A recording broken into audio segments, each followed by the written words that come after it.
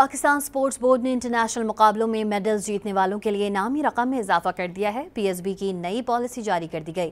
Pakistan sports board کے 34 board اجلاس میں منظوری کے بعد ریوارڈز کیش ایوارڈ پالیسی جاری کر دی گئی ہے۔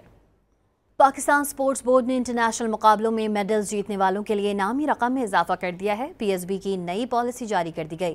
پاکستان سپورٹس بورڈ کے 34 بورڈ اجلاس میں منظوری کے بعد ریوارڈز کیش ایوارڈ پالیسی جاری کر دی گئی ہے۔